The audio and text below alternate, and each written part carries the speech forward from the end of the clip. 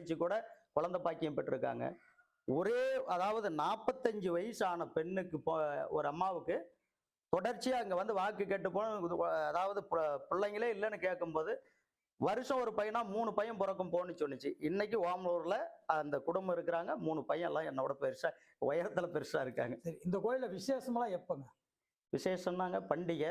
அதுக்கு அடுத்தது வெள்ளி தை 5ஆம் தேதி பண்டிகை. பண்டிகை. அதுக்கு இங்க அருள்வாக்கு வந்து வெள்ளி, செவ்வாய், அமாவாசை.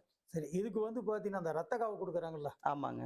அதெல்லாம் உண்டா இல்லைங்களா? முனீஸ்வரனுக்கு பொறுத்தவரையிலும் வந்து காவு உண்டு. கோழி பலி கொடுக்கறது, கிடா பலி கொடுக்கறது அதெல்லாம் வந்து உண்டு. அது எப்ப செய்வது? அது தை மாசம் 5ஆம் தேதி. அந்த வருஷத்துல ஒரு நாள். ஆமா. மற்றது வேண்டுதலாக அவங்கவுங்க வைக்கிறவங்க எப்போ வேணாலும் அது வந்து பண்ணிட்டு போவாங்க. எப்ப வேணாலும் வரலாம். அதில் ஒண்ணும் இல்ல. சரி, சரி. சிறப்பு பூஜைகள் பார்த்தீங்கன்னா வெள்ளிக்கிழமை, செவ்வாய்க்கிழமை, அமாவாசை, தேய்பிறை அஷ்டமி. வெள்ளி செவ்வாயில காலையில ஒரு 11 மணி 12 மணிக்கு பூஜை ஆகி 12 மணிலேருந்து வாக்கு நடக்கும்.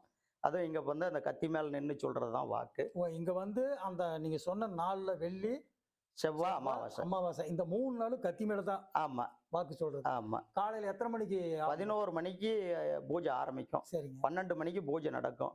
12 மணிலேருந்து வாக்காகும். வாக்காகும். ஆமா.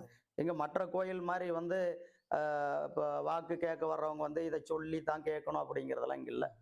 அவங்கவுங்க வந்துட்டு பூஜை பொருள் வாங்கி கொடுத்துட்டு அமைதியா அவங்க குலதெய்வம் முனீஸ்வரன் நினைச்சிட்டு உட்காந்துடணும். உட்காந்துட்டு வேட்டி அவர் வந்து என்ன பண்ணுவாருன்னா, நீ என்ன பிரச்சனையோட வந்தியோ அதை சொல்லி கூப்பிடுவார். ஓ. நீங்க என்ன திருமணம் நடக்காத எத்தனை வருஷம் நடக்காத இருந்துச்சு, என்ன பண்ணுச்சு, அந்த அந்த பிரச்சனையை அப்படியே சொல்லி கூப்பிடுவாரு. குழந்தை இல்லையா அதை சொல்லி கூப்பிடுவாரு. தொழில் நடக்கலையா அதை சொல்லி கூப்பிடுவாரு. என்ன நாம கேட்க வந்தோமோ அதை மட்டும் சொல்லி கூப்பிடுவாரு. கூப்பிட்டு இந்த பிரச்சனை இப்படி நடக்கும், இப்படி ஆகும், அல்லது இந்த வழிபாடு பண்ணு, இந்த செய்ய அப்படின்னு சொல்லிடுவாரு. அதன்படி செய்யறவங்களுக்கு அந்த காரியம் நடந்துடும். சரிங்கய்யா. இப்போ முனீஸ்வரம் இருக்கு.